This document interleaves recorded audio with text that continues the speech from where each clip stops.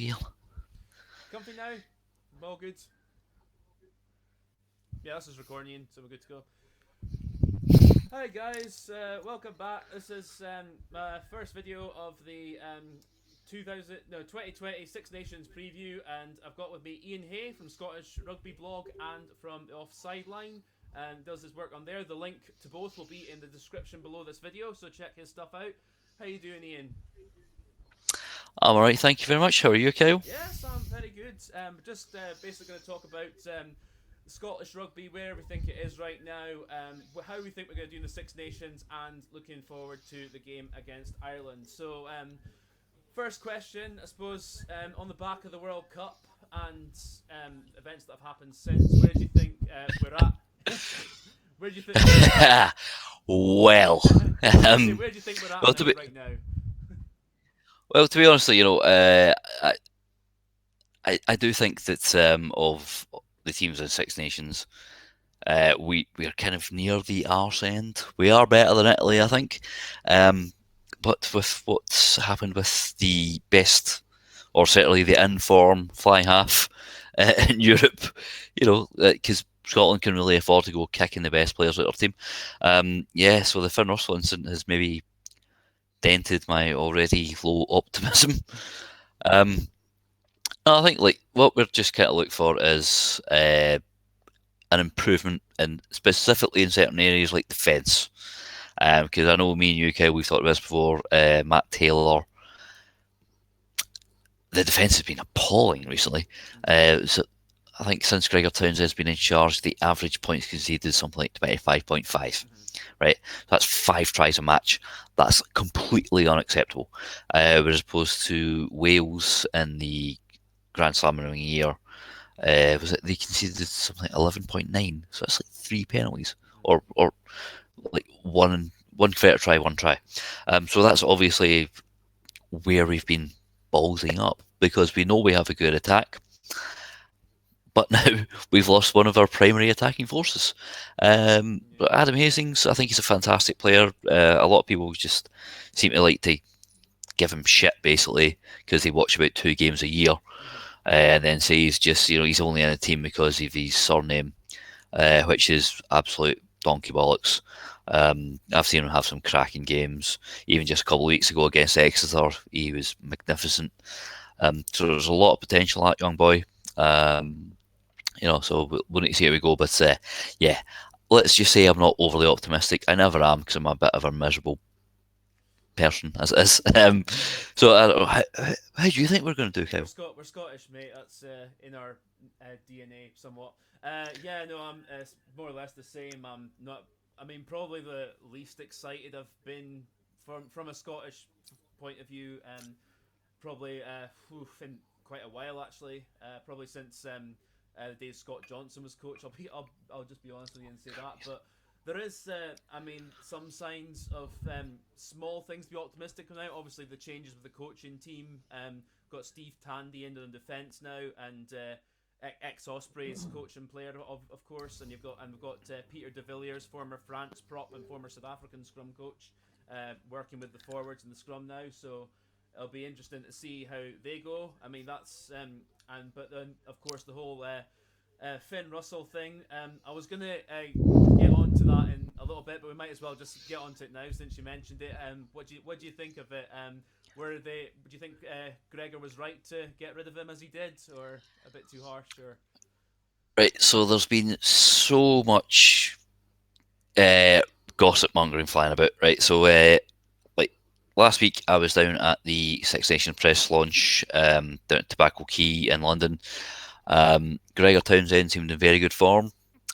He seemed, chirpy enough. It didn't seem like he just had an argument with, one of his star players. Hoggy, I thought, seemed a little bit subdued, but the few occasions I've seen him in media things, he's not, very, vivacious, shall we say. But yeah, no, I get pissed off because I wrote an article about the press conference, saying as I'm driving back up the road, I stop in Cumbria to get something to eat and fill up the car, and I just find out this, this whole Finn Russell shit show has gone on. I've also, like, the latest update I've heard from a mate of mine is that one of the things Finn took umbrage with was that this new sort of code of conduct was decided without him. And he is one of the senior players. He's part of the senior player group. Against Italy last year, I'm pretty sure it was, he was basically made the captain. I, I don't know if he was officially captain because I could see Stuart Hogg running over trying to talk to the referee, but Finn was like, I'm captain now. Um, as well, I think this is like, there seems to be this perception of Finn Russell as some kind of like daft little boy. He isn't. Yeah. He's a top class professional. Yeah, He I was about just to say like the folk who there's some folk comparing him possibly I've seen to someone like a Danny Cipriani or a Gavin Henson, like sort of someone who's like is a bit of a maverick. But I mean, yeah I've never both on and off the pitch. I mean, I've seen him as someone like we all do. We all like to have a good time sometimes, but never like as someone who's so unprofessional off the pitch. But I mean, from what I've seen, like what he to my knowledge of what he did, he turned up to the team on the Sunday night, blazing drunk, and then he was asked to come in and apologise the next day, and he didn't do that. Is that along the lines of the gist of it, from what you've heard as Well, well?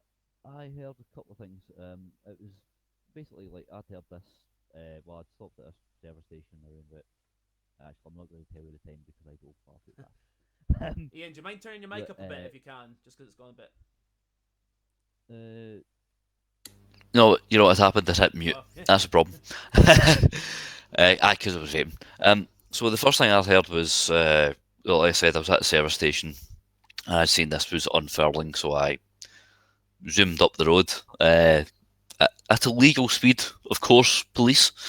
But then one of my friends, basically as soon as I got in the door, he'd messaged me saying, "Do you want a wee bit inside goss?" And what he told me was that Townsend and uh, Russell, they fell out a while back. Russell had a couple of jars on him, told Townsend his tactics were pish, and then left. But then I heard other things completely separately, like some from far more established journalist sources. But also the official line is that Finn turned up. Obviously, he'd been playing with Saracens on the Sunday.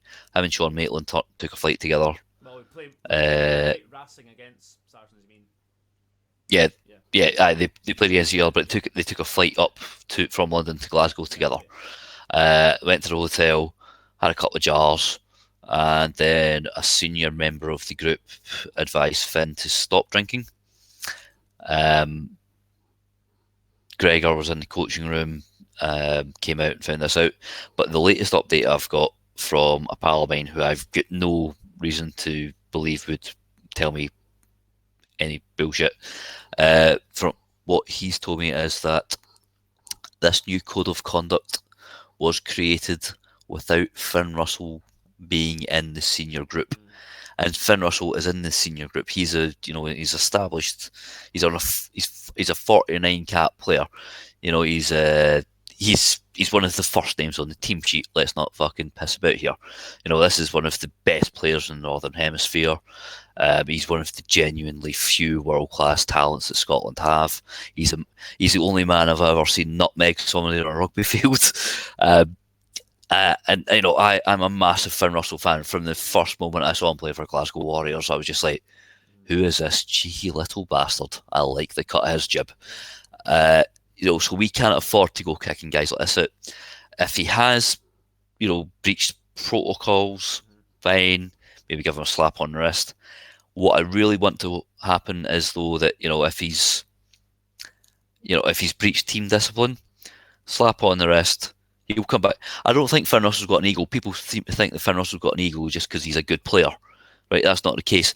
The man used to be a fucking stonemason. I remember one of my favourite quotes from him was he said, if I think I'm ever having a bad day in training, I just remember like being back in Stirling in that shed at 7 o'clock in the morning, and I'm hammering bits of concrete in -4 degrees. The man is very grateful for what he has. He's an exceptional player. Mike Prendergast at Racing has just praised his discipline to the hilt. I do not think Finn Russell has an ego problem. He's maybe stepped out of line, but there are certain mitigating circumstances, and particularly with the way that his father was treated by the CEO of the Scottish Rugby Union, Mr. Mark Dawson. Okay. And I will not tell you what Matt Valance calls him. It's very, very rude. Okay, we don't have to go into much in that if you don't want to. That's absolutely fine. But the thing is, though, I wanted to challenge the ego thing just a little bit because I think a player with the stuff Finn Russell does in the rugby pitch, you have to have a bit of an ego about you to at least try some of the stuff he does. I think there's a big difference between ego and confidence. No, he's a confident man. He's confident in his own ability. Aye. But like I said, I don't think he's an arrogant man. He's, I truly believe that he wants the best for the team and he wants the best from himself. You know, a lot of people like, obviously, I'm a moderator on the Scottish Rugby Forum where they've got, 9,000 people, Yeah. a number of whom are bloody idiots, to be honest. I've been banned. They I've been see, banned by them, so it says a lot about. yeah, well, that's nothing to do with me. No, but some people will be like, they'll see Finn Russell or Adam Hastings laughing and smiling during their warm-ups, and they're like, "This is a very serious game. What are they laughing and joking about? This is bloody serious. Come on, for fuck's sake." It's like, fucking fuck off, right? These two people deal with stress in different ways, right? Finn Russell, I've seen him miss kicks to touch, and he'll do wry smiles. I do the same myself. If I obviously I'm not at the same level, but if I was playing five-a-sides and I ballsed up, I will usually laugh at myself rather than go on a rant and rave. Would you rather that you were ranting and raving and like Yeah. being like Owen Farrell, or just like laugh it off, like, right, you know what, I'm going to nail it next time? Right. I Um, think a lot of that does come down to passion, though. Folk, obviously. I mean, I'm extremely guilty of this myself. I mean, I'm self-aware enough to know that at least. But we all can get like, super like, oh my god, we're not doing so well. Why the hell are they not taking it so bloody seriously? And you can get a bit over passionate in that sense. But also, I understand from the humour element, from like the players themselves. Yeah, I have to. There's different coping mechanisms. Some folk do, put on the stern face. Other folk do have ability to laugh it off and move on to the next thing, or just laugh it off in general as a coping strategy. Which, I mean, when you look at it, both I'm absolutely fine with. But of course, as you say, folk who are, when we all get behind keyboards, we can all sometimes go lose it a bit, or not think too much. But it's the way of social media, I guess. I seem to remember the European Championships a few years ago. Joe Hart, when he was England's goalkeeper. Yeah. Okay. Oh, he's one of these guys doing like, as the national anthem is playing, he's like giving it the chest thumping, the crying, and all this. It's like, come on, England! And then he had an absolute bloody shocker, letting a horrendous free kick for Gareth Bale. So I think if you're getting that worked up, that's probably be more of a negative. It's going to impact more negatively on your performance than someone who's able to just go, you know what, fuck that one, I'll fix it the next time. And when you've got somebody with the talent and quality of Finn Russell, you know that 1 minute he can fuck something up, but then the next he's going to throw the pass. That England game. I remember that part. Like when you saw that pass leaving his hand, you're like, what in the name of shit? Oh my word, that's genius. And I've seen him do it time and time again with Glasgow Warriors and with Scotland. The guy, I've described him as I picked my Warriors team of the decade for Scottish Rugby Blog. As you should, yeah. And I called him an irrefutable genius because I think he is, without doubt, the most talented Scottish rugby player I've seen. And I've been watching rugby for like 30 years. Yeah. I mean, and in terms of Scottish players, there is nobody with just that natural skill level, including Hogg.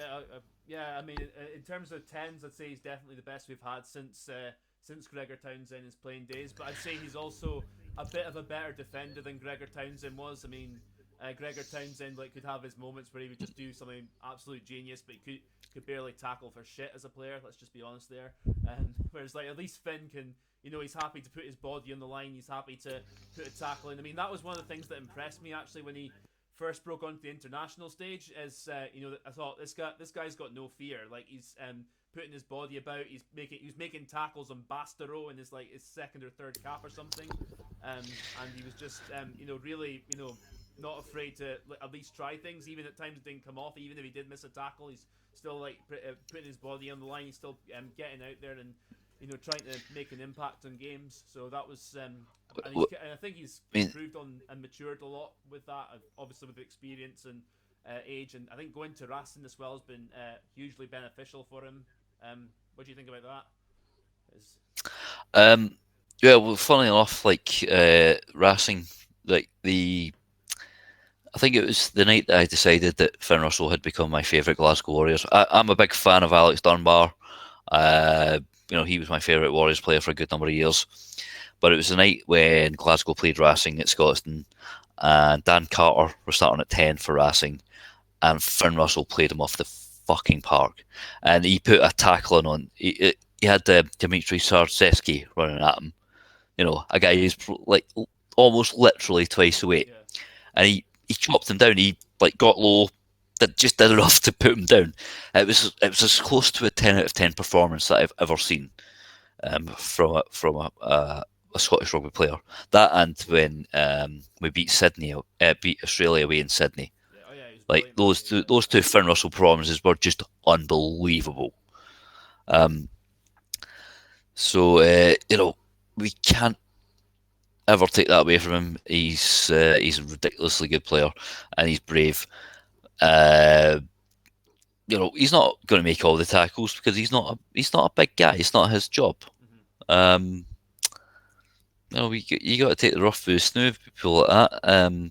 And sometimes I think you need to massage egos a wee bit.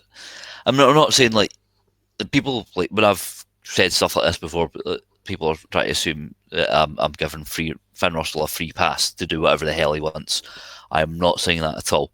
What I have always been saying is that his protocols should be different, slightly different from what the rest of the team was, because he was playing on the Sunday when he had to turn up at the team hotel, and also with this new information that I've just had.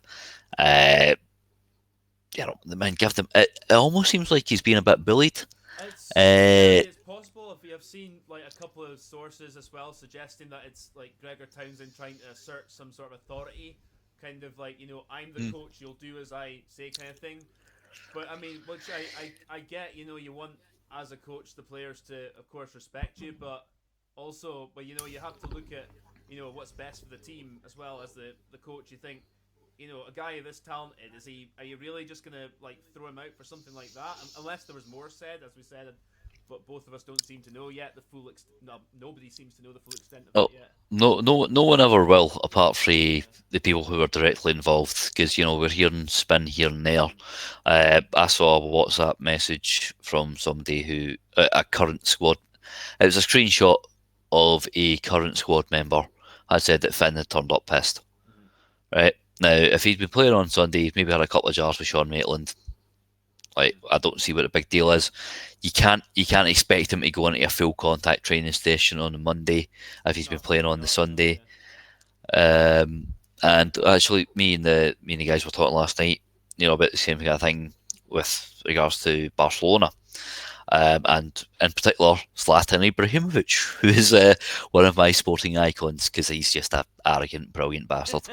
When he gets signed for Barcelona, obviously, they're playing a 4-3-3 system.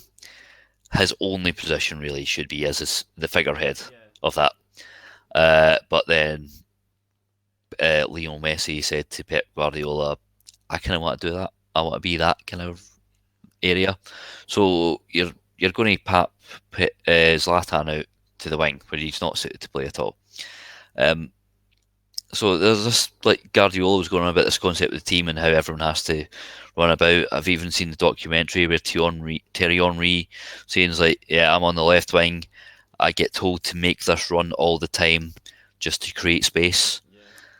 Yeah. So they say they have this team culture, um, but then they change it all because of Lionel Messi. Yeah. Because Lionel Messi says, "I kind of want to do this bit," Yeah. and like Zlatan has no ill feeling towards Messi about it. Because let's be, I don't know if you're a big football fan or if anyone watching us, but Yeah. Lionel Messi is the fucking greatest footballer I've ever seen in my entire life, and I've watched more football than rugby over the 35 years because there's more of it available. The man is a irrefutable god. Like there have been times I've been watching games nearly in tears, just going, "How's he done that? That's just fucking remarkable." I mean, like Sky Sports Mix channel that came on, and I said to the missus, "Like, do you mind if I watch this Barcelona game?" She was like, "That's right, I'll read the book. I'll read. I've got a book here. I'll read." And Barcelona won 8-0. Messi scored 5. Yeah. That's the kind of character he is, you know. Uh, so you do have to make certain allowances, I think, for genius. Yeah. And we don't have a lot of genius. Yeah. But I I do think. fully trust that Yeah. Hastings. Yeah. I was gonna say like I think like the three players. Obviously, I don't want any ego to be bigger than the team or anyone think they're bigger than the team. But I think like the three players we have, you could make a little exceptions to, and definitely one of them, Finn Russell, Stuart Hogg at fullback, and Hamish Watson, I'd say at 7. And you could argue Johnny Gray as well. But I mean, even though Johnny Gray makes a lot of tackles, I think there's some of the stuff he does is like this is just my opinion. The stuff he does is like I think other players can do it like almost as well. Maybe not make as many tackles like as much as he does, but can like have as equal effect if that makes any sense. Yeah, I don't think they'd have the work rate. Um, but yeah, like there's been times where Maybe not individual, I've maybe maybe not like individual work rate, but as part of a team, you think they could. yeah, maybe like you can sort of double up or like change your sort of positional sense. Um, but no, a lot of time with Locke, I've quite often criticised Ben Tullis for what I perceive as his lack of work rate. Yeah, that's fair. That's fair. I Uh, agree with that. but then like some other people have said, you know, when he's playing at Edinburgh, uh, they'll have Tullis doing more tackling and Gilchrist as a kind of second man in. You know, I'm not really sure if I believe that, to be honest. I just don't think Tullis is up to international class. Um, He shows. I like Jan Gilchrist though, Yeah, but I was gonna say with Toulouse, he shows glimpses of it, but again, a bit like what I was saying about my views on Ryan Wilson before we went on air. That he has too often where he goes missing in games, and I think you're a big strong boy, sort of get more stuck into them, like hit more rucks, make more impacts, and there's sometimes he just kind of, I mean, even if the rucks maybe looks like it's a bit of a dead ruck, there's still like he's a big boy, he can make an impact. You can just go and like try and smash him back, just slow it down, unsettle him a disrupt it. bit, and You know, yeah, yeah. No, I do at times think his work rate is, or it seems like his work rate is piss poor, and he's only in there for, what is he, 6'8"? aye, Uh, so a couple of years ago, we had the 100% line out ratio playing for Edinburgh in Pro 14. And the only times I've seen him play well for Scotland are when Scotland are on the front foot. I think when it comes push comes to shove, when it's boots to asses, he goes hiding.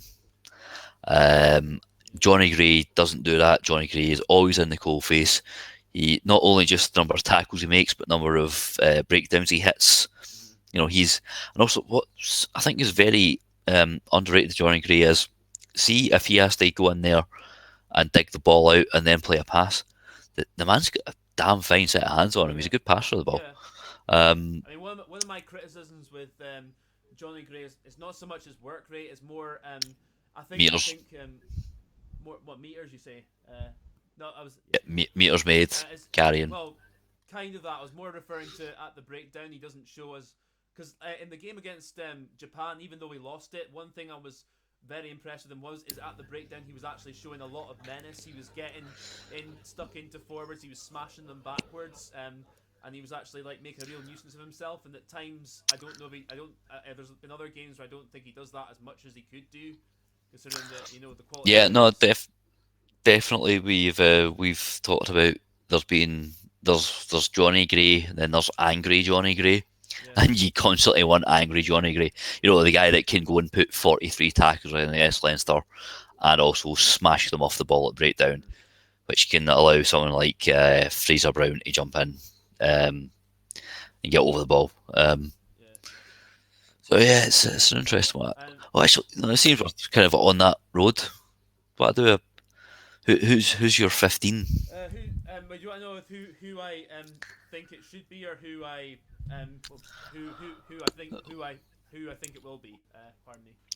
We'll do both. Like, say who you think it should be, and then who you think it will be. Okay. Okay. Start with front row then. I've gone for front row of all Edinburgh, Batty, McAnally, and Nell. I would go with that. You're not so sure?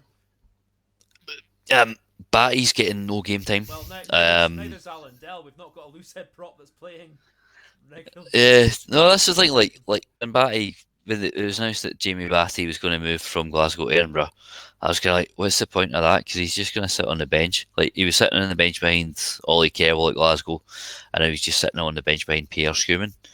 Kebble's Scottish qualified as of summer this year, but that's like this thing. Loose head is a major issue, man. We do not have any decent loose heads coming up through the system, or like if we do, they're not getting the game time. Pardon my ignorance, but here is Gordon Reid actually still in the squad in this current squad, or? He's not been picked in the squads. He's been playing Super Six. I've seen him a couple of times playing Super Six, and hilariously, one time when once Ayrshire Bulls had managed to strip the ball away, I think it was against Stirling. He kicked the ball out. He did a clearing kick from inside his own 22. It didn't go very far, but it was very funny. So we everyone enjoyed that. Yeah, so I'd actually go. This thing, like, I'm not. I was gonna say it will probably be Dell, but I'm I'd, yeah. I'm not. I mean, because I think Dell's a decent player in the loose, but the scrum time he's very mixed bag. Very mixed bag. I think to be fair, I don't think the pair of them are very good, but a lot of the time, you know, the scrum is just a bit of a lottery, and you know they're going to be up against Tyke Furlong, who is one of the best scrummagers in the game. Well, lottery, just make sure you're moving forward, and you'll get a bit more luck on your side as well. Actually, I would, seeing as Ireland have that extra bit of heft, I also think Fraser Brown's in better form at the moment. I would go Fraser Brown, and I'd go Xander at 3. Really? Who would you pick at 1? Sorry. Dell. So it's Dell, Brown, Xander. Because Xander offers a lot more around the parks, and with Ireland, we know they're going to try to keep possession for as many phases as possible. Nell is going to get knackered and leave spaces.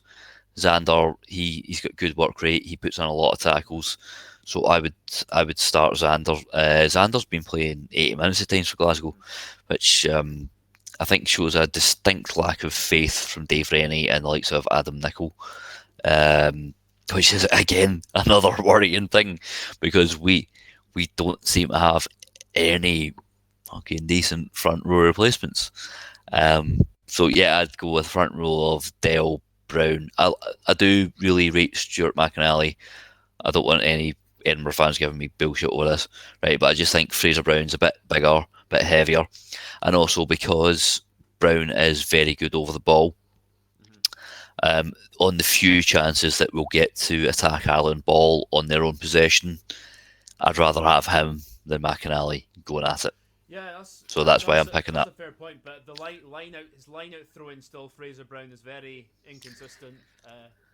Well, actually, Glasgow had the in the European Champions Cup. Glasgow have had the statistically have had the best line out accuracy. I can't check it now, but I'm not sure exactly how many games he started. And I don't think that any of the Scotland hookers can consistently say they've got great arrows. Be that either it's Brown, Stewart, or Brown, McInally, or Turner, or Grant Stewart as well. Grant Stewart's arrows are pretty minging, to be honest. Yeah, I mean, I don't know. The times I've seen Fraser Brown, he's always been a decent player in the loose and around the breakdown, but his line-out throw-in's been very up and down. But I mean, McInally, I think's generally been a bit more consistent there. I mean, you might, if you have stats to prove me wrong, it's just going by what I've seen there. But no, I think McInally getting made captain in Japan is. I mean, he's actually openly said that he almost considered quitting because of the stress of it, which is another concern about the sort of management style. Because Rambo is a fucking quality player, man. I've got no qualms in saying that this guy's a tremendous Edinburgh player. But I'm kind of worried about how he's been treated. I definitely don't think he should have been main captain, especially ahead of someone like, in that Scotland squad at World Cup, there was John Barclay and Greg Laidlaw, guys who have been there, done it. John Barclay's basically fucking Snake Plissken for Escape from New York, you know what I mean? He's a big, tough, rugged motherfucker. He wasn't fit, but I just want him in the squad as captain. Just say, listen to this, man. Everything he says, you do this. Even if he's just shouting it for the touchline. Yeah. That's. I mean, I'm mixed bag on that because I mean, John Barclay obviously, sadly, with the injury he had last year, he didn't come back into he wasn't the player he was before he had that serious injury. It was like very sad to see that. And but I agree. I was at that game at Scotstoun, and actually, I sound like fucking Warriors fans seem to get a lot of piss off of other people's. Other teams' fans, but we were quick to rise to our feet to applaud John Barclay off. I've always thought John Barclay was treated really shittily by the SRU. Since not even just since he left Glasgow. It's like Van Cotter brought him back in for the 2015 World Cup qualifiers. Barclay scored 2 tries against Italy. He played one other game and he had a great game. And then it's like booted your Blair Cowan's getting picked ahead of you. Like, fucking Blair Cowan, seriously? I don't know if that's a pin on the SRU. I'd say that's more Vern Cotter back then. Which I mean, he seemed to know he made a mistake because he picked him in the following Six Nations and then inevitably made him captain a year later. Well, I Scott Johnson might have had a wee bit of influence on that. Oh well, at least he was useful. Arsehole. I was going to say at least he was useful for something then when he was at the SRU and Scotland coach. But Scott Johnson was useful for fucking off, and that's what. I'll say for John Barclay, but yeah, okay. in general. Yeah. He booted John Barclay. Well, what? Oh, sorry, did you say booted him? I misunderstood you. Yeah, he booted him. Oh, okay. Scott Johnson had suggested booting John Barclay. All right, okay. And it's only when he fucked off that Barclay came back. All right, okay. Pardon me, I misunderstood you there. But yeah, you say with Adam Hasty. I mean, sorry, well, I'm going off track a bit. I'll just go through what I think the second row should be, and then we'll see. I'd go for Johnny Gray, obviously, but I'd go for Scott Cummings alongside him. Would you? You know what? I would as well. And always I think some Edinburgh fans will give me shit for this, but Scott Cummings, I've noticed. He's been playing in the Warriors for 4 seasons. I've noticed him bulk up. One of the things with Scott Cummings that I've noticed that none of our other forwards do is he picks good lines. Yeah. For when the ball's coming from the base of the breakdown, he's looking to run onto it. Like someone like Gant Gilchrist, I get really angry with Gant Gilchrist and Bentolis. Gilchrist sometimes has a good game, but a lot of the time they just take the ball. They take the ball flat. You've got no momentum. Same with Johnny Gray. You've got no momentum, and you're a big lumpy human, so you're not going to be able to dance around somebody. Scott Cummings, though, he'll charge onto the ball and look to, he's got a good body position on him, drips the shoulder, and also he's got decent feet. He's also brilliant on defensive lineouts. Yeah. makes a lot of steals. He's 6'6", 6'7", but he's very athletic, so he's very good at jumping up. I think one game against Zebra I saw a couple of years ago, and fair enough, it's only Zebra, but he actually won 4 lineouts against the throw just for like because he could read it and he was just up there like a big gazelle, Aye. like like Doddy Bear, like slapping it back down. Um, yeah, so I would actually go with Cummings.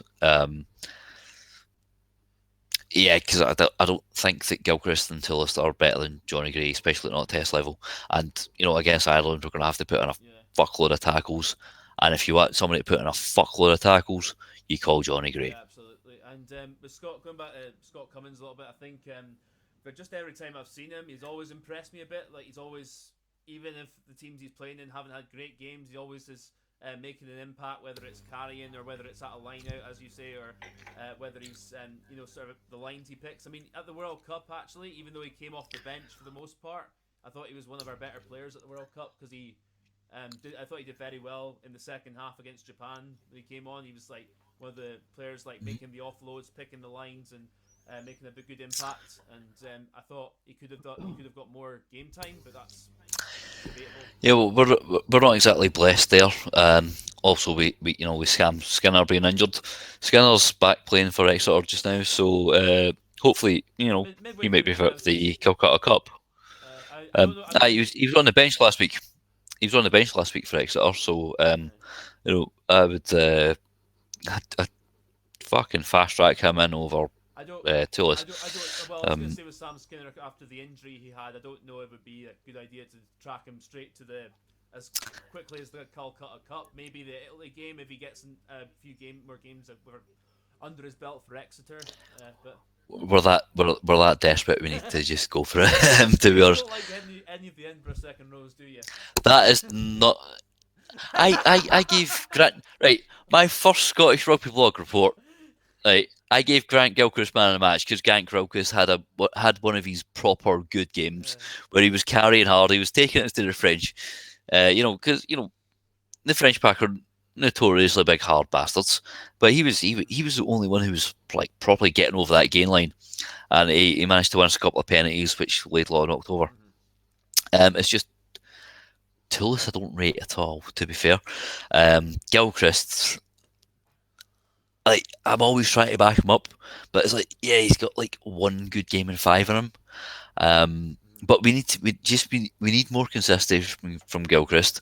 We need more angry Johnny Gray, um, because we don't actually have anyone uh, from the back 5 of the pack who are actual proper dirty hard ball carrying smash through you kind of players. Yeah, that's true. I mean, I know what you mean about angry Johnny Gray. I think because as we were saying earlier with at the World Cup when you in the second half against Japan, he actually showed the player he can be when he is being a menace. He's going at smashing breakdowns. He's causing the opposition absolute havoc. Whereas like Yeah, they're absolutely cracking offload as oh well. yeah, but that's the thing, like because he's got good hands. He can tackle. He's got a good work rate. Just sometimes it's like a bit. I mean, I don't want to say like going through the motions a bit. It's like he knows he has to do it, but it's like come on, get into them. It's like if you look at I'll compare him to Mario Toji or Alan Wynne Jones. I mean, the reason they're the players they are is because like they're making the impact at almost every single breakdown, every single carry, every tackle. They are just like on it. They're in there. They're making their mark on the game. They're saying to the opposition, right, I am here. I am going to absolutely pummel you, and I'm not going anywhere. And you're going to be in for a tough afternoon or You know what? a tough game. I've got like he's not a handsome man, but I've got a pretty heavy man crush on Alwan Jones. He he is a tank. He's just everything you want from a lock. Absolutely. He's a captain. He's a leader. Yeah. He's a battlefield general. He will kick your balls if you've let him down. But if someone tries to kick your balls, he'll kick their balls harder. Yeah. Yeah, I love Alwyn Jones. I think he's absolutely fantastic, Yeah. and he's a credit to the game. He's a credit to his country, and he just seems like a proper top fucking guy. Well, that's the thing. I'm surprised he didn't retire after the World Cup, but he's managed to keep him on for. I mean, I think he'll stay probably beyond the Lions tour, but we'll see there. That's but I mean, I want to see Johnny Gray be more like Alan Wynn in the sense of what I was speaking about. Just someone who is making his mark on the game and telling the opposition that he's gonna be in their faces and making it tough for them every time. Yeah, absolutely. But I think that's what that's I see that in Jamie Ritchie. Obviously, it's a position back, but I see Jamie Ritchie as the kind of guy that's the what I call the battlefield general. The guy that's going to be first up, be like, "You picking a fight with my pal, I'm going to bust you." He's not going to take a backward step. Johnny, he's there's your honors. He's just like Jamie Ritchie will pick the fight. Johnny Gray will let. I'm the big guy. I'm the muscle that's coming to back up. But he's not the one that's going to start the fight. He would just be sort of second in. And the thing is, right, Johnny. Apparently, like I know people that know Johnny Gray because he's from Cambuslang, or he played for Cambuslang anyway. And never heard a bad word about him.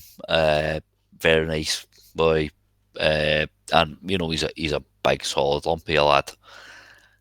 But he's not the most outgoing of characters. Not that it's necessarily a bad thing. Just bring it But out of the pitch. That's all I care about. Yeah, it's like you get made captain at Warriors a couple of years ago, and you're thinking, nah, I don't think he's got the pull. Someone like Al Kellogg, like he's a better player than Al Kellogg ever was, but Al Kellogg has that kind of like A, scariness about him, and B, also just the fact that I think he can pull people in and talk to them better and just say, look, I want this for you, I want this for you, I need this for you, let's go and do it. I mean, I've Yeah. always seen, like, a few years ago, I've seen Johnny Gray as a potential future captain, but I mean, again, if he that's the thing. If he does actually do the things show a bit more menace to his game more consistently, like the Johnny Gray as you referred to, I think he certainly could be. But I mean, I don't know. Who knows? But you meant yeah. Sorry, is there anything else you want to say on that? I'm rambling a bit. No, I'm done with locks. Thanks. So we did we agreed Cummings Gray Yes, at lock, yeah, yes. yeah. And Back row, man, on you go. back row. I think it'll be. We're both in agreement with the flankers of Jamie Ritchie and Hamish Watson. Um, Richie's undroppable. As far as I'm concerned, his form in a Scotland jersey has been impeccable. He was the best player at the World Cup by a mile. He's like we just said, he's a tough little bastard. I really, really like Jamie Ritchie. He's the he puts the house in the shit house. You know what I mean? I'm a big fan of Jamie Ritchie. So definitely Jamie Ritchie at 6, Pinball Hamish Watson at 7. But where are we going at 8? I'd go. I think it'll be Cornel Dupree, but I'd go with Magnus Bradbury. I would go with Bradbury. To be fair, I've not seen a lot of Gallagher Premiership this year. But wow, man, Worcester are still one of the bottom dwellers. I like Bradbury's got a bit of an edge about him. I remember since his debut, he was told to up his defensive work rate and stuff like that. You saw that he picked a great line for his try against England at Twickenham. I mean, this thing with Edinburgh have got a fucking great set of back rows at the moment. Ritchie, Barkley, Watson, Bradbury, and obviously Bill Mata, the offloading machine. I was going to say, I just wish Bill Mata wasn't at Edinburgh, because then I think Magnus Bradbury could develop as an excellent number 8, because I think he's got all the attributes for it. He's a great carrier. Aye, man. He's a great runner. He hits good lines, can offload well as well. Look, but like I'm a huge fan of Matt Fagerson. I think Matt Fagerson is an excellent rugby player. I mean, but he's got a knock just now. Because he's got a knock, yeah. Yeah, he's got I think it's a rib injury. He's staying against Edinburgh. Sorry, Exeter. And also Sam Skinner can play 8 as well. Dupree of like ever since he's horrendous was it like larynx fracture, which sounds just That sounds like the fucking nastiest injury you could ever get. Yeah. No man, I'm glad he's back, but like I said, I've not seen a lot of him. I've not Uh, seen enough to judge on him. wait, I mean, I'm gonna try like so make sure sensitive as possible here because after coming back something like that, obviously you wish him well and you think it's fantastic. He's back playing. He's been playing well for the Worcester Warriors from what I've seen and what I've heard from other folk. But I just think as a rugby player, I've never rated him much at all when he's played for Scotland. He's just always looked out of his depth. He sort of like skirts on the fringes of games. He doesn't make the hard yards with his carries that the other number eights that we have like do. He's just kind of like I just don't really rate him. Like the last international game I saw him play against Wales, which was a couple of years ago. He was murder. Yeah. He was terrible. Yeah, he touched the ball 4 times. Yeah, for number 8, that's shocking. But just his general overall play, I just thought, sort of him and I just remember him and Chris Harris. The whole team were terrible. I just remember especially him and Chris Harris that day just looked so far out of their depth, and I've never really thought I want him back in a Scotland jersey. But on the plus side, it's good he's recovered from what he is, and if he is doing well for Worcester Warriors, then. And he's picked on form. Who knows? But I mean, as a rugby player, I'll go for Bradbury every time. Yeah, I would agree with that. Yeah. From the options we have, because maybe Dupree is one of these ones who's a late blossomer, but like you said, and it's the same with my opinions on Tillis. The times that I've seen them play. They seem to cower in the shadows when things aren't going their way. You wouldn't see that from Johnny Gray. Yeah. Johnny Gray's always going to be there at the coalface, fucking making these tackles.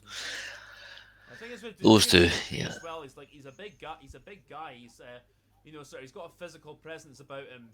When you look at him, you think he could use it a bit more. But if like I said, he's picked at 8. I'm actually thinking Townsend will pick him over Bradbury. I might be wrong, of course, but. I'm thinking that. Actually, do you know who's going to get picked at number 8? Richie Vernon. Richie V plays where he wants. Richie V's coming out of retirement. Just big Richie V walking back into the team. Just like just a conspiracy theory of some kind. He's getting a helicopter in. It's going to be like Stone Cold Steve Austin's theme music's going to play. That had to be last night on this Rugby Walk podcast. We're desperately short of 8s. But I'd definitely go with Bradbury. Yeah, well, 8s and loosehead props. Just put Richie Vernon at loosehead prop, and he's the complete. Where's my phone? Sorry, I'm just remembering. I don't know if you'd seen. Well, I assume they were taking the fucking piss. I really hope they were. We can go into that now if you don't want to. No, they said, "Oh, I got this from Murrayfield Insider," and then I didn't. This person said they did. So we'll go into the backs. Let's go into the backs. 9-10. Where are we going? I would go. As obviously you follow Glasgow Warriors a bit more closely than I do, but I would go with George Horn at 9. And I would go with Finn Russell at 10, but given the circumstances, we carry a new, can we? Obviously, Adam Hastings at 10. What about yourself? Yeah, no, the as we call it, the horn slings. George Horn, the El Hornito. He's just an absolute live wire. He's a try-scoring machine. He is a menace. With the Ireland, once we actually get possession of them, we know they're going to smother the right down to hell, or they're going to try and get in there. So George, one of his jobs will be to quickly get in there before Stander or Van der Fleer or whoever else, and just pick and go and just run. Just let him cause absolute chaos. I mean, there's people saying like, "Oh, Brighton was an impact sub." Fuck that, right? Just let him get in there from the start, Because I've seen him play fucking 80 minutes a few times against fucking top quality teams, and George Horn is insanely good. His try scoring record is disgusting. He's scored. He's the fastest player to 25 tries in Glasgow Warriors history. He scored 25 tries quicker than DTH Van der Merwe, and half the time George is coming off the bench. Right? He's was it? Was he the fourth scrum half to score a hat trick in a World Cup? Yeah. You know, I mean, the guy's just a fucking menace, a constant menace, and I think it's all down to the sevens. Same way, like this is the tragic thing with Darcy being injured, right? Because those two have come through the sevens. Those boys know sport lines. Those boys know how to play fast attacking, like fastest rugby in the world, TM ish, as we keep hearing about. Well, those guys are the fastest rugby players in the world. George Horn is, in my opinion, a better scrum half than Ali Price. I think Ali Price is a damn fine scrum half, but Horn's a better scrum half, and he's also more terrifying and more confusing to a team, especially to teams like Ireland and Wales, whose systems are based all on defence. They'll just be like, "What the fuck is this little bastard doing?" He's a magnificent player. And I do think Gregor Townsend will go with Price, though. I have to say, I think he'll go with the Horn as the impact sub off the bench. I think they will, but I think it's a fucking stupid idea. No, I'm with you there. I would pick George Horn at the start. Try and show we've got some intent early on, because if we don't start well and don't show our intent, then obviously we know what happened at the World Cup. Then the game's going to run away from us. So. Well, I think that's right. We're notoriously shit starters. We always seem to fucking just let teams knock, I don't know, a few points on us before we think, oh, we should maybe start defending. Maybe we should start actually playing rugby. So if you just give it to George Horn, little man, go do your thing. And as well, him and Hastings, the number of times at club level, all right, maybe it's not been against the highest, elite level clubs, but those two have an understanding together. And even then, when they played against the Ospreys a few years ago, I remember looking at that fixture and thinking that could be a banana skin. We have to go down to the Ospreys. This is before the Ospreys turned to shit, by the way. And then they tore them apart. And Argentina game a couple of years ago in Rossignol, they milled them. Yeah. They were just exceptional. The thing is, though, that was a really bad Argentina team that played that day, but I do agree they both played absolutely brilliantly that day. And I think George Horn, as a rugby player, he's improved a lot. And I for a long time now, I've seen him as our successor to Greg Laidlaw when he retired. Obviously not in the kicking capacity, of course, but as our main scrum half when Greg hung up his boot, which he has now, of course. But and Ali Price is someone who, again, he's like, he can run good support lines, but he's very inconsistent with his speed at the base of the breakdown. At least with George Horn, he's more consistent. He's going to look to get out there as quickly as possible, which is the type of game we want to play, so it would suit him more, whereas Price is a bit up and down in that department. Yeah, that's a weird thing with Ali Price. Like, when you see him playing for Glasgow, it was always like rapid ball. But then, you see him playing for Scotland, he's busy, like, just pointing at Ben Taylor's like, go and guard that, go and block this. And it just, like, lets defences set themselves. And his box kicking game isn't good enough to allow him to do that. I'm Hornito all the way. Yeah. Horn stings, as we call them, the horn stings. Yeah, I'm with you there, absolutely. So that's the halfbacks. Let's go into the centres. This might be a bit of a bombshell, but from what I picked to what I think it will be, I'd go with Matt Scott at 12, and I'd go with Rory Hutchison at 13. Completely radical, but what are your thoughts there? I was actually talking to some other lads today about this, and I'm like, I honestly don't know what will happen. Because, like, Scott's been playing very well at 12. I'm a massive fan of Sam Johnson. I think Sam Johnson has basically all the skills that you want from a 12. He's a brilliant passer of the ball. He can thump. He might, like, for fuck's sake, he managed to thump Manu Tuilagi. And Manu Tuilagi is a big boy, right? He put him right on his arse. As we saw from that try he scored at Twickenham, he's got a step on him. I've even seen him kick. I think Sam Johnson, like from the time that I first saw him coming to Scotland, and you're just thinking he's just a dirt tracker. His progress has been remarkable, and I think he's an outstanding rugby player. Like I said, like he's just one of these guys. Like if you're marking him in stats out of 10, everything would be a 7 or 8. He's just consistently good across the board at everything he does. I mean, this is where I'm different opinion slightly, because I think I liked him a lot last year's Six Nations, and then at the World Cup I thought he was a bit of a passenger too often for me, Sam Johnson. Like he just sometimes he'd have his moments, but sometimes he just, like when the team, like against Ireland, he did base. I know that wasn't entirely his fault, but he basically did nothing in that game, and then he wasn't much of an impact in as much as I think he could be in the following games. Well, I think like with the fucking Japan game, like we never had the ball after the first few minutes. One remarkable stat that I saw from the Japan game is that they made no handling errors, not a single handling error over 80 minutes. That is, I've never seen that, and like I've no idea. Like I've probably watched about 2,000 rugby matches. I have never heard of that before. That's Um, actually. I mean, I didn't think yeah, of it. It's like, oh, yeah, it was Cammy who told me that. Like we were doing our World Cup review based on the 12 steps of AA.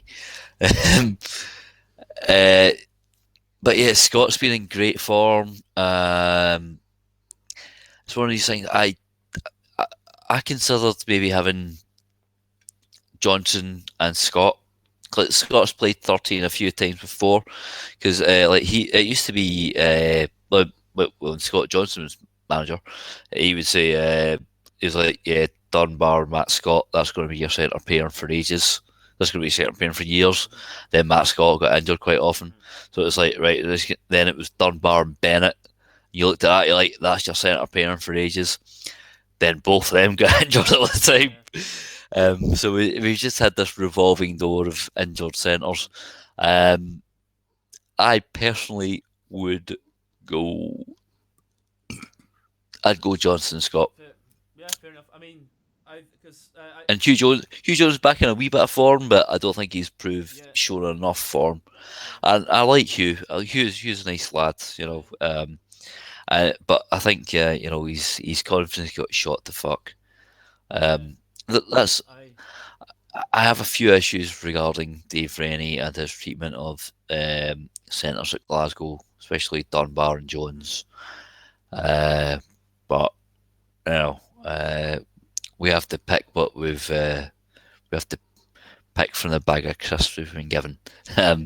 So I would go with Johnson and Scott, to be honest. No, I mean, watching Matt Scott, I have been, because I know he's just come back from injury like about a month or so ago. But I mean, the game I saw him live when, I mean, we were both at that game, the Glasgow-Edinburgh game at Murrayfield, and he came off the bench and he was just, I mean, he was superb with the lines. He was looking sharp with it. Matt Scott is looking sharp with his lines. He made a brilliant break, which I think set up one of the Edinburgh tries. Was that? Yeah, I think. Sorry, it was yawning. No, he's.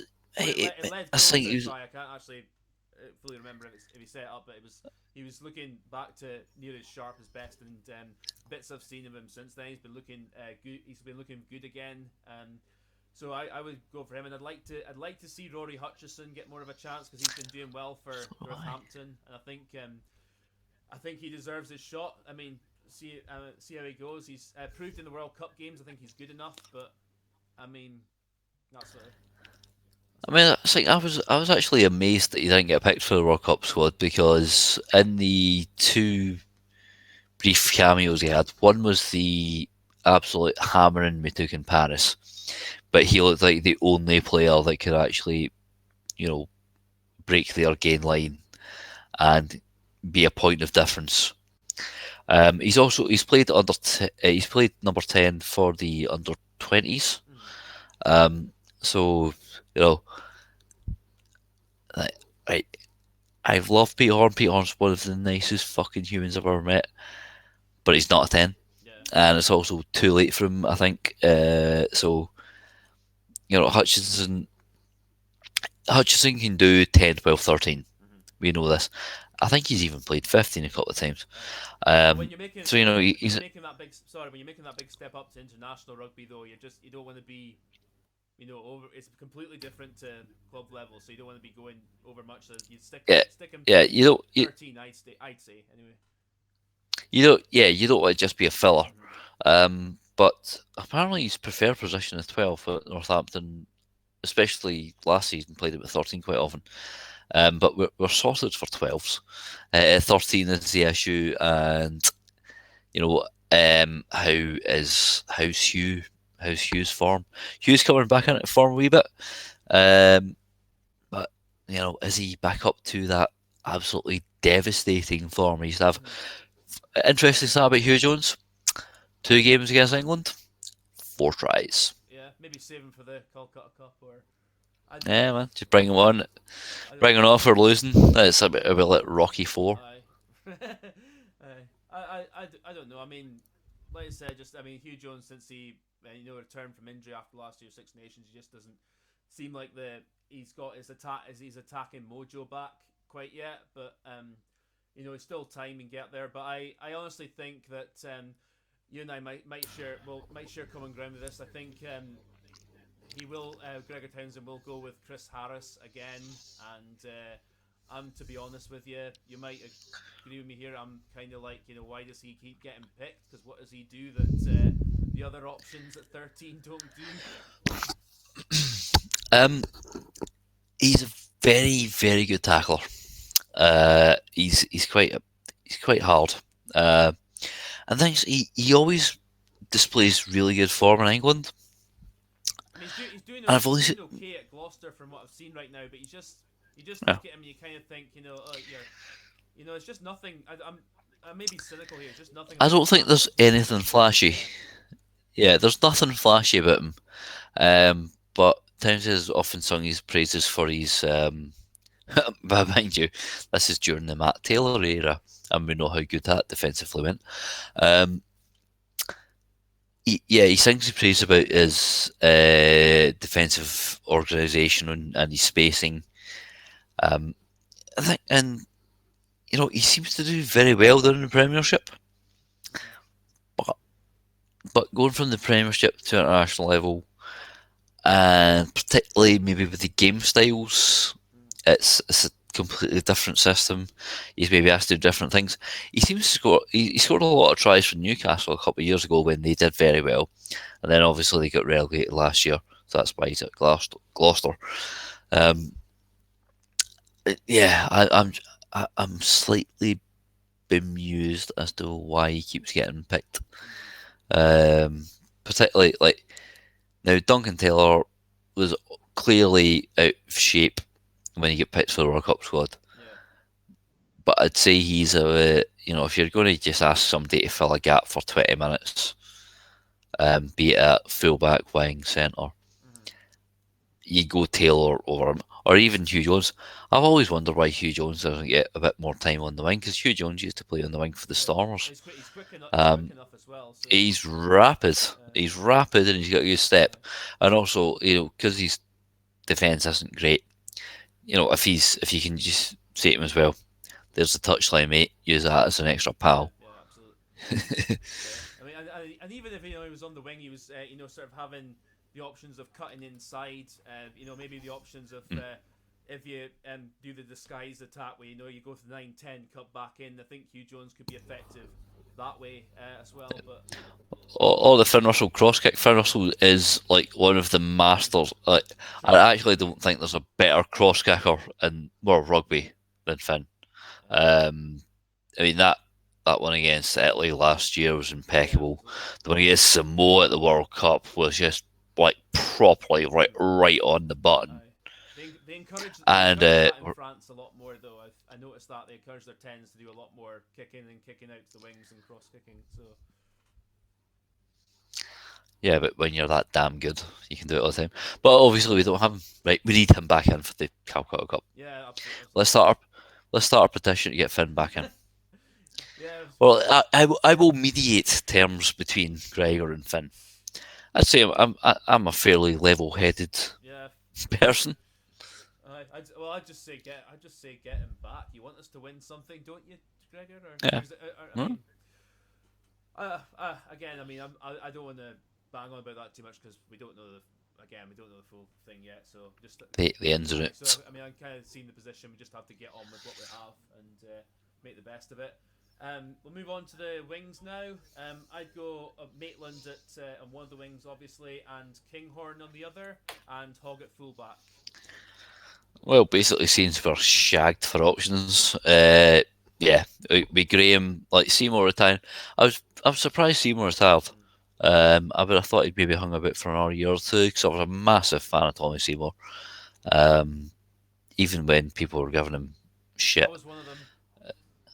Yeah, well, you know what? He can defend better than fucking Blair Kinghorn. We'll agree. Kinghorn, We'll agree there. He can do that. I mean, Kinghorn's defending is a major concern.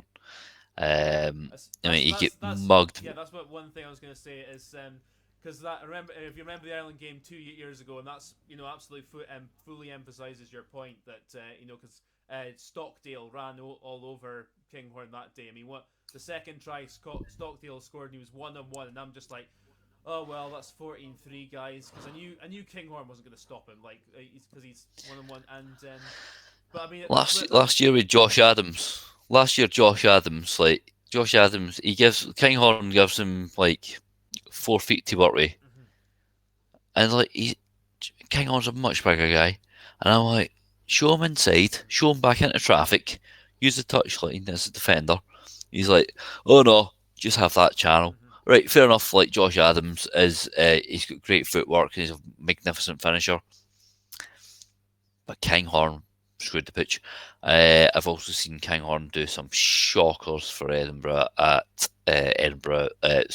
Champions Cup level. Particularly last year was it against Toulon. His positional sense just all wrong.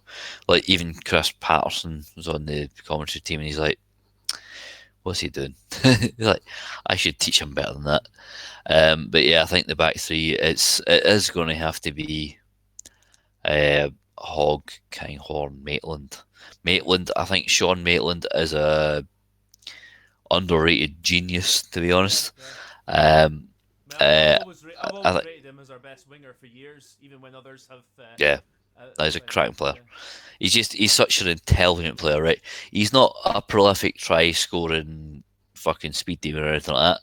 What he is he's very savvy. He knows when to cut a line, when to hold back. His defensive work is brilliant. I remember like I was sitting on the very front row for a game against Argentina, the Autumn International 2018, and I could hear him bellowing instructions to Jamie Ritchie. He's just like, hold. It was like Braveheart. He's like, hold. Then Jamie Ritchie jumped at the line, and you saw Sean Maitland just put his hands right. He might have called him a rude word. But yeah, Maitland. I think if Maitland retires and he doesn't want to go back to New Zealand, he would be one of the first people I would snap up by the SRU to get on a coaching team, because he's such a savvy, intelligent rugby player. I mean, he's gone from Glasgow. Like we took him from, was it Highlanders? Crusaders he was at in New Zealand. Crusaders, I thought it was, yeah.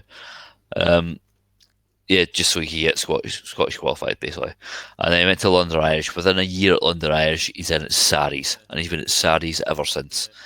And fair enough, they may be a bunch of cheating bastards, but they've kept him for this long because they know he's that damn good. Well, we don't know where he's going to be next year, so that's going to be interesting. But no, Possibly always back up the road. I don't. Although, I don't know if I'd want him. This isn't a thing against him entirely. I'd want him to come up to Scotland because I'd rather Glasgow and Edinburgh actually focus more on getting more Scottish lads in to give us more depth. in those positions? Because we, Like do you know how I went? Like once the whole story broke about Saracens being a bunch of cheating fuckles, um, Alex Good, because Glasgow are dying for a 15 and a 10. yeah, yeah. And he can cover both to very high standards, and he doesn't get a pick by England. So I'd be like, right, you 2 seasons, fucking come up here. Mm-hmm. Um, yeah, and also that man's a piss head and a half. Did you ever see him? After he won the European Champions Cup, he's out in the piss for 2 days, still in his full Yeah, I kit. saw that. Yeah, Sean I Maitland remember had that. pictures, yeah, I remember that. yeah. But yeah, no, I mean, from Seems like my kind of guy. I You was know, gonna say from I can relate to I was him. gonna say like from Glasgow point of view. I mean, I would be only okay with that if there was a possibility that he could mentor a young Scottish fullback to come through because and actually get up to in some way a mentor in some way if you get my drift because obviously we know Alex Good's a very quality player and at fullback I mean who do we have that's on near Stuart Hogg's level? I mean I was hoping actually Stuart Hogg going to No, Exeter would down the road lead to someone in Glasgow actually pushing him both in the international arena, pardon me. But that doesn't look like it's going to be happening anytime soon. no, and so did we. But as per, it's like I'm not one of these guys that's going to like start and bitch about how's it? Oh, the SRU are favouring Edinburgh over Glasgow, or the SRU are favouring Glasgow over Edinburgh. You know, I have to encounter these kind of half wits quite often. Um, Such as like, but I was at a Q&A, a Glass Wars Q&A recently, where Dave Rennie said, we looked at other resources, we looked at our resources, and where we could maybe sign a 15, but we didn't think there was a better one to pick. But then all that he's done, he said Tommy Seymour's going to be first choice 15. That's not yeah, happened. He's been shifting Seymour, Rudy Jackson. So you get Tommy Seymour, Rudy Jackson, right? So these guys are Rudy Jackson only came back mm-hmm, like because Wasp didn't want him, mm-hmm, and Glenn Bryce. Now, with no offense to these guys, particularly Tommy Seymour, because I love Tommy Seymour. He's talking about two guys who aren't well. Tommy Seymour's not a natural fullback. Bryce and Jackson had been at the club before, but then got punted because they weren't good enough, and now they're brought back mm-hmm. because suddenly they're now good enough.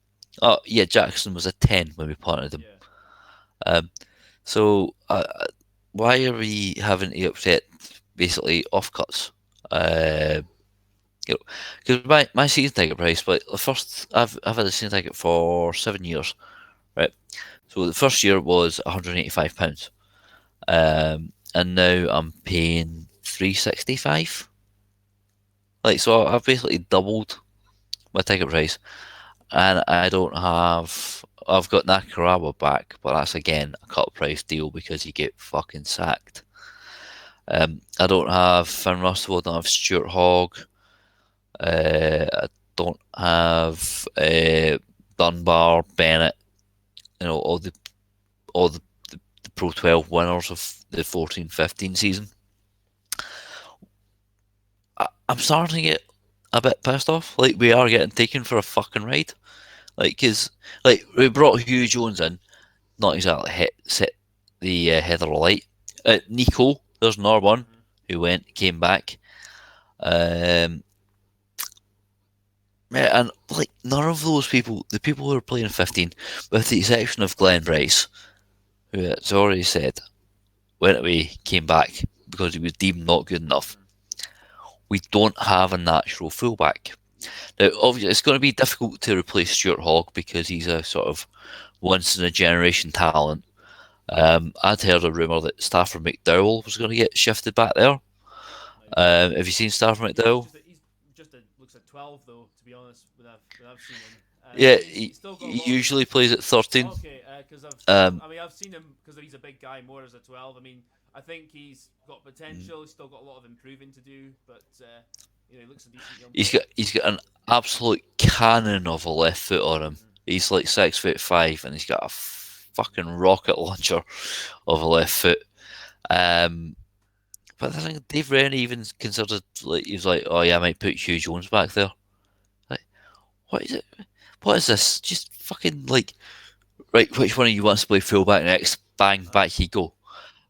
It does feel like we're being Yeah, taken I for mean, a bit of a ride. my big worry is that I mean, this might be different in a couple of years, like who knows, but like right now with Glasgow is there doesn't seem to be a youngster coming through in that position, like a fullback mainly, because I was hoping, I mean, maybe not this season, that's probably a bit too, I mean, obviously a bit too soon to expect it, but maybe like in at least someone who is in the squad, getting a bit of experience, who's got potential, and See, but they keep saying there is, right, we've not and seen I've it been to a yet. few. Yeah, you're right. One guy I would definitely want to be keeping an eye on, in terms of fullback is Ollie Smith at the Ayrshire Bulls. Okay, right. I've been to a few games at Ayrshire. You know, he's probably about 6'2", good long rangy stride on him, good burst of pace. Um, but again, like, another thing we're dying for is like number eights. Um, Loose head props, of course. yeah, this is a bloody issue. Like, I was looking at the Super Six squads and I'm like, It's the yeah, no idea who's going to come in here. it's the Um, problem when you've got only two pro teams though, and you don't have you yeah, know. and then they keep picking South Africans to be their first choice starters. Um, that's why I was so amazed about Jimmy Batty moving. It's just like, what's the point of moving him from this point of the M8 to this point in the M8 when he's just going to sit his arse on the bench? What is the point of Mhm. that? Kebble's going to be Scottish qualified soon enough. Um, Is that in time for our tour to South Africa and New Zealand in the summer? it's going to be in the summer. I don't know the exact date, Aye. but I think it will be. It's definitely, possibly, definitely possibly, during the South Africa tour. It might even be between legs 1 and 2. And also, do you know who else is going to be in there? Seems we've had some winger issues. Duhan, Johnny Bravo, Van der Merwe. That'll be good actually, since Yeah, man, he's a unit, yeah, man. absolutely.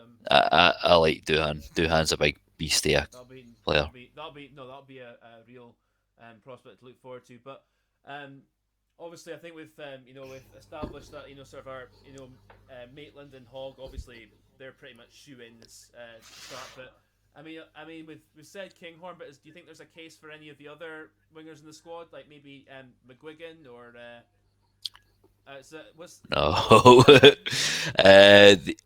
like Darcy Graham would have walked in. Um, obviously injured, yeah. I think McGuigan is a handy replacement, but I would go with Kinghorn, even though I've like repeatedly pointed out his defensive frailties. Um, I think, look, but as a runner with ball in hand, he's excellent, and also a big lad. And if he's playing directly opposite Jacob Stockdale's a big fella, but Stockdale, so Ireland like a bit of the old kick and clap. Mhm. So they're going to launch it up. I would rather have I'd rather have Blair Kinghorn against Jacob Stockdale than Dasher Graham against Jacob Stockdale. And also, I think Stockdale's a bit susceptible defensively. And Kinghorn is a great runner with ball in hand. Yeah. Um, I mean, so yeah, that's. I think we could maybe actually in the subs bench. We'll go into the subs bench, but is there any subs that stand out? Who you would definitely have on the bench. I mean, uh, not in the back three, to be honest. Back row, we've gone Richie Watson. Well, that 9-10 combo. If we're going Horn Hastings, Price. Price can be a point of difference. Maybe Um, Weir on the bench as well. Wouldn't be a the Big Pudding, Canvas Lang, Cathkin High. yeah. I went to Cathkin. That's about it. No, no, it's not the most exciting of potential benches. Mhm. Um, I'd have one of the. oh, it should be. I'd have one of the like maybe outside Oh, centre options because yeah, I either was going to say if either it's Jones if or you're gonna, if you're Hutchison. going to Hutchison, Jones. Did we say? Did we decide on the 12-13? Was it going to be Johnson Jones Uh, or Johnson I think it was Hutchison, something like that? Johnson Scott with you and Scott Hutchison with Johnson me. Scott.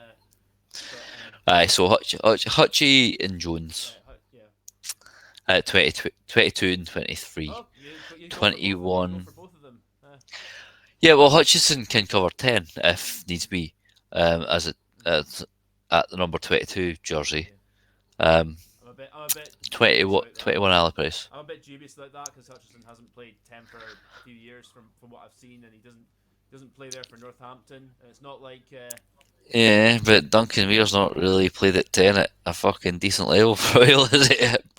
And also, like, we used to have Pete Horn doing that, and he's not a fucking 10. well, okay, well that's probably a fairish point. But yeah, Mm. we'll go with that. So we've seen the Ireland team as well. The only real sort of standout player for me is they're of course picking Keelan Doris at number 8. Other than that, it's more or less as you were, as expected. Where do you think the game's going to be won and lost against them? Um, well, with Ireland, like Doris, he's kind of had to be picked because Conan and Deegan are injured. I am kind of interested that they're moving Standard a Six, yeah, blindside. Um, but I'm also, I wouldn't say amazed, but a little bit shocked because like when I went to the Six Nations press conference lunch, Andy Farrell, Andy Farrell like seems to have sucked all the charisma out of his family because Owen Farrell's a boring shithead. Um, Andy Farrell seems like quite a nice bloke. Um, but they do seem to be going like sticking by horses for courses. Sexton, I'm amazed he's picking Murray at 9 over Cooney. yeah, Um, yeah, I think it shows a bit of a lack of ambition, but obviously yeah. because he was their defensive coach, they have their system. Yeah, I mean that's something that's Um, something a lot of Irish fans, just by reading forums, speaking to them about, are a bit they're not the happiest with because they want. I mean, they're seeing it as, oh, it's Scotland opening game, it's fat, along those lines, but they're also seeing it. They want to see a bit of ambition. And Sexton is captain. He's like 34. Is he really going to be there in 2023? And as a you know, fuck. and obviously at 9, Cooney's been probably the form 9 in Europe, not just in Ireland right now, and he's gone with Conor Murray, like say, and the centres, the pretty much the same as you were centres for the last couple of years. And the only real difference I think is in terms of the back line, and meaning that at full back with Larmour over Carney. I mean, Carney's past it now. I've always thought Larmour was a better player than him the past couple of years anyway. But yeah, apart from that, it is basically, as you say, teams horses for courses and just sticking with what they know. And I know a lot of Irish fans, like say, are a bit frustrated because they want to see a bit of ambition, a bit of showing that we're looking forward here. We're wanting to look to the youth more, and right now, I mean, it might change. Who knows? But right now, it seems to be they've just picked based on the systems they know, even though their game plan has been worked out by pretty much everyone now. I mean, the plan has been worked out, but but we can't defend against it. I Larmour, Larmour needs little twinkly toes. Cracking player, but susceptible in defence. Jacob Stockdale, very susceptible in defence. I remember the the Warriors semi-final a couple of years ago. Tommy Seymour just basically murdered him. He tore him to shreds. You could see, like Stockdale was playing at fullback, but you could see like Tommy, like every time he was running at him, he was just like, "I'm having you, son," and he would twist him inside out. Um, Great finisher, but susceptible. Stockdale has his he has his moments like where he can just rush up out the line, and when it works and he just nails, because he did this against us at the World Cup, but he was just rushed up. He Interceptions. well, more interceptions are just going up and smashing the Aye. player backwards, and against us he more often than not nailed it, but there are times where he does that and he can leave himself open to the outside, which is if we can get it right and make sure we're passing quick enough to the flanks where he could be exposed, I think. Yeah, that's where like, well, for example, Pete Horn had thrown an intercept pass to Stockdale a couple of years ago. This thing with Pete Horn is, and that's why I especially didn't like him playing at 10. He's a very good tactical thinker. He's very good at telling players what they should be doing. But when it like because he's been thinking about it too much, he'll end up balls and stuff. Whereas instinctive people, guys like Sam Johnson or Rory Hutchinson, that's the kind of guys we should be playing. Um, what I'm most kind of intrigued by is, or what I'm most worried about is the tight five, because Ireland's tight five, particularly their engine room, they will kill us. They're the guys. They make yards. James Ryan is probably the best lock in the world at the He's moment. up there, yeah. Um,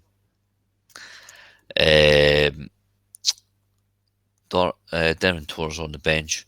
Ian Henderson, when he's fit, we know he's just a destructive all round player. He's almost Toji-esque in his abilities, but he's also not an arsehole who talks about himself in the third person like Maro Toji. Fucking hell. Right. The only person that's allowed to talk about himself in the third person is The Rock. Okay? And that's a fake wrestling character. So Mario Toji should never talk about himself in the third person, but he has done. Um, yeah, I am slightly terrified we'll get killed. Like absolutely destroyed. But at the same time, that's when you compare the packs, That happens every fucking week. when you compare the packs, I see where you're coming from. But it's like it's one area of Ireland's game where, as we were saying, that's been worked out now is if you can neutralise them at the set pieces, if you can, sort of get them going backwards at the breakdowns, they struggle. I mean, that's where like last year's Six Nations, England and Wales absolutely murdered them at both the set piece and the breakdown, and in defence they just and England's kicking game and Wales's defence just were all over them. And then at the World Cup, Japan and New Zealand, New Zealand absolutely like just beat them up everywhere, but Japan especially, like put them on the back foot and just kept putting them on the back foot as the game went on, and they didn't have an answer for it. So I mean that's where I think from an Ireland point of view, you wonder where the inventiveness is going to come from. But can we stop their general game plan of just sacking the mauls early, like sort of putting pressure on them at set pieces, disrupting enough at breakdowns. Well, it's like we need to make as few mistakes as possible, because our set piece is poor. But like you said there with the Japan game, that's the style of rugby we were meant to be playing. Um, and that beating we got off Ireland and on the opening match of the World Cup, that shouldn't happen. That is just a terrible, terrible performance. But we see too much of that. Yeah, that's it. We see That's my worry. we see terrible performance. Oh, sorry, you're breaking up there. What was that? You hearing me okay now? Yeah, yeah. Just my mic a bit. Yeah, no, that's my worry. Really, is I mean, if you want to seriously make an impact on anything, you can't ever have performances like that. I mean, you look at even the better teams, they might have slightly off games, but they're still going to have moments where they're in the game, where they're constantly putting pressure on the opposition. Whereas if we're bad, we're just absolutely to shit, and we're just absolutely, Minging. yeah. So if we can't I don't, afford to do that at all. we just get bullied at scrum times, and the set piece is a massive, massive concern. Even though Glasgow, like I've said, they had the best line-out ratio in the Champions Cup group stages. It's the scrum. Like that, the scrum really annoys the living shit out of me because the whole thing it's meant to be a restart of the game. So I think that referees need to be a lot quicker in just calling, get that fucking ball out there. Well, But you the could, laws they keep bringing in are trying to do that, but they're still not quite I don't, there. that's the thing though, because you'll hear the ref saying use it, and then teams will keep going and going and going.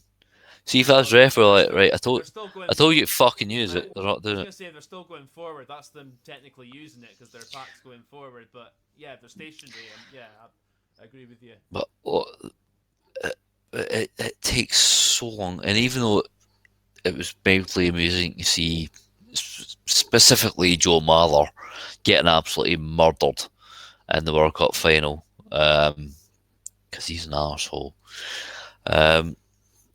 It did not make for an interesting game. He's watching, but okay. If he is, he can go and fuck himself. Fuck Joe Marler, right? Right. Get us recorded, right? So, fuck you, Joe Marler. Fuck you for calling my mate Cammy a wank biscuit. Fuck you for fucking selling chips, right? You're like, there's an obesity crisis in this country, and you're selling chips for a multi fucking national global corporation like McDonald's. You're punting yourself out for free chips, and you're only doing it to raise like your public profile because you got caught saying racist shit and kicking a Frenchman in the head, and then you removed yourself from international duty, and then came back in when it came to World Cup time like, oh, I'm ready to play international again. So fuck you, Joe. Yeah. I'll tweet this. Fucking. I'll tweet this to him tomorrow then. Yeah. Fuck Joe Marler. Even though I'm not on Twitter anymore, so I'll be. Well, fucking send me that video clip and I'll fucking send it. Fuck you, Joe. I'll just suck my fucking dick. I'll just edit this bit and just put it specifically to him. Anyway, we're sidetracking a bit. Set pieces, yeah. That's why I said like I would probably go with Nell at tight heads because Xander Fagerson, whilst he's a very good prop around the park, he has the habit of getting into fights when he doesn't need to sometimes, and he also the sandbags have calmed down. I was gonna say also his scrummaging. From what I've seen of him, he's still a bit ropey at times. He has his moments where he can be a bit so. I would rather with Ireland like playing a possession-based game.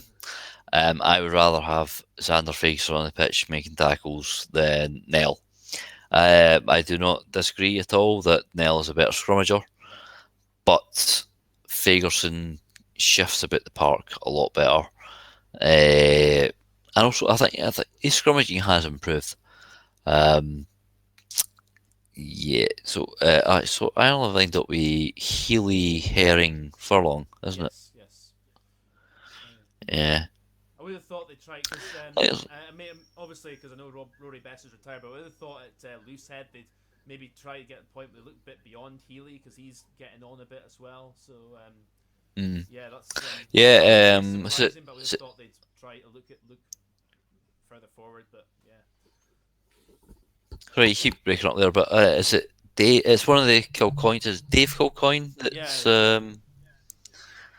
solicited. Actually, you get Dave and Andy Kilcoyne.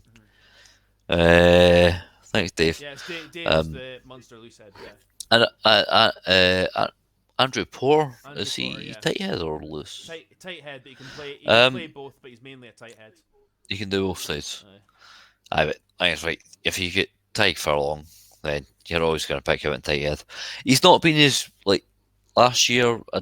didn't think he was as good as he had been Mm-hmm. the 2 years before, but that's because he'd set the bar so high.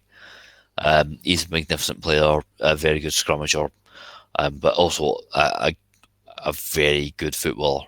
Um, so that, Mm-hmm. man, this has been going on for nearly 2 hours. We should probably wrap this shit up. Aye, okay. Well, we'll get a bit towards the end of it. We'll just usually finish like with predictions. We've said how we think where we need to try and target Ireland. Whether we'll do it in execution is another matter. I don't know, but are we optimistic we can get? I mean, from my point of view, I think a good performance and come away with a bit of respect. Maybe a bonus point if we're maybe a bonus point possibly, but just like I'm just wanting to see like a bit of pride and a bit of a performance. But I'm still thinking Ireland will have a bit too much for us over 80 minutes. What are your thoughts there? Um, I believe we can get a result, but I don't think we will. I think this whole Finn Russell nonsense is going to have a major issue. What I do want to see is George Horn. Well, depends on the team that Tony picks, but I think if he's going to actually stick to his word about playing fast, dynamic rugby, he has to go for Horan Hastings. If he picks Ali Price and even like I said there, Xander Fagerson, no, Xander Fagerson was starting three. If he goes for a kind of subdued team, like particularly like all the time when he was picking Ryan Wilson at eight, why? Why? I like Ryan Wilson. He's a good shithouser, but if you want to play like fucking mad fast rugby, you don't want him. Mm-hmm. You don't want him as an eight. You want somebody who's gonna like go over the gain line, take the ball, go over the gain line, or if you've got the nudge on at the scrum, pick it up and just Yeah. like fucking properly annoy teams. But instead, he went for a very conservative pack, as far as I'm concerned. Um, yeah, I'll be fucking amazed if we walk away from there without a two-score defeat. To be honest, Yeah. I mean, sorry for seeming a pessimist, but yeah. I'm kind of feeling similar myself. But if, I mean, like I said, we can come away at the end like knowing we've given it our all. The players have get making a good fist of it for the majority of the 80 minutes. Then it's something to say. Okay, we've come away with a bit of pride here. Now we've got a springboard to go into the Calcutta Cup, which will be, in my view, a completely different game. But yeah, so we can get onto that. We can get onto that later on or another time. But yeah, I mean, so we're not the most optimistic, but some sense of hope. Hopefully, maybe. we're not optimistic. We're realistic. Yeah, that's fair enough. And it'll be interesting to see how our defense does with Steve Tandy now, the defense coach. You don't look too optimistic at him or how he. Oh, wait, yep. Oh, 1-2, 1-2. It's freezing like fuck. Oh, Yeah, no. I just think like the damage is already done. We're putting a stick in plaster on a fucking axeman. Um, yeah. So nah. I mean, I like being proven wrong sometimes, but usually I'm not wrong. Um, so alright. yeah, I'm a miserable pessimist. But you know why I'm a miserable pessimist? Because I'm a fucking Scotsman, and we always get shagged at stuff. Yeah, that pretty much sums it up. And Yeah, it does. and I me well, I'm never wrong. So there you go. There you go. Oh, thanks. Yeah, that's a good. No, that's like Oh, really? you've just gone very. Have you turned the light on in your house or something, No, it's been or in on your for room? ages. No, but it's just gone like super bright in your bit, and also the video quality's gone pish. Oh, okay. Well, you can still hear me, okay? Yeah. Aye, All right. I can hear you fine. Aye. All right. Doesn't matter. Anyway. Yeah. But I think we'll just wrap it up on one more thing. well, we'll wrap up on this thing, pardon me. Just what we you think our aim should be for the Six Nations overall. I think a minimum of 2 wins, a target of 3, but a minimum of 2. And if we don't get at least 2 wins, my opinion is that Townsend should go. That's what I think. My opinion is, oh man, like a Shannon would be wooden spoon.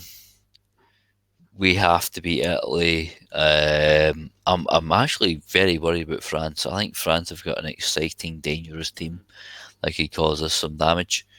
Um, you know, possibly beat Wales away because they're going to completely change their style and their system. Don't know about But but like, especially because it's the last game of the tournament, we need to see how things go. But I think, like with the Six Nations, right? A lot of teams, they are so close together. It just comes down to, like, it can almost literally come down to a coin toss.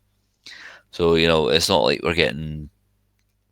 it's not like Barca are playing against Partick Thistle. There's not going to be there shouldn't be a lot of humpings, but a lot of the time we will end up on the wrong side of the coin. Um, and sometimes I would just like to be on the right side of that coin, but I've had 30 years of not being on it, so I'm not fucking holding out any hope, to be honest, because I'm a miserable prick. So I'd say we'll beat Italy, but that'll be it. Don't think we can beat England at Twickenham? At Murrayfield, pardon me. I obviously very much hope so. I will be writing. I was going to say writing, then reporting, so it became repeating. I will be writing on that match at the game. Don't think we will, though. Okay.